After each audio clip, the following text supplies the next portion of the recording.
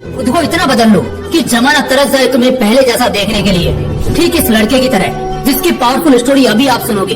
एक लड़का था, वो दिल का बड़ा साफ था, मगर उसके साथ एक दिक्कत थी कि वो हद से ज्यादा दूसरों के पास जाता, हद से ज्यादा दूसरों को भाव देता और कई बार खुद का मजाक उड़ने के बाद भी खामोश रहता।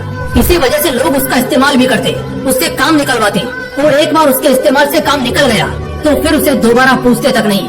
वो लड़का दूसरों के लिए दिन रात पागल रहता, लेकिन बदले में दूसरों को उसकी होने या ना होने से कोई घंटा फर्क नहीं पड़ता था। वो कभी भी दूसरों को ना नहीं कर पाता था। कोई उससे मदद मांग ले बस एक बार, वो अपनी जान लगा देता उसकी मदद करने के खातिर। इसी चक्कर में वो पढ़ाई में भी पिछड़ गया।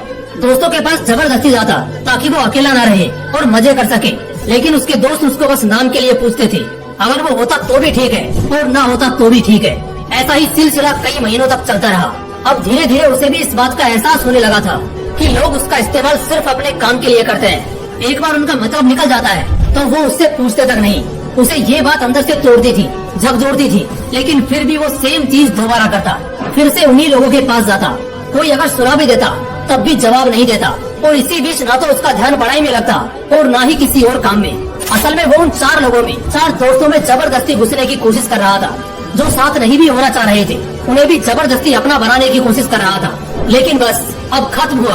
आखिरकार अब उसे पूरी तरह ये एहसास हो चुका था कि वो इस जमाने में सिर्फ और सिर्फ मजाक बनकर रह गया है। न उसका कोई वजूद है और न ही कोई कीमत है। अब उसे बहुत बुरा लगता है, उसका दिल टूटता है। वो अकेले कमरे में खुद को बंद करके रोता है। लेकिन अगले दिन से अब वो सब कुछ बदलने का फैसला करता है। उसे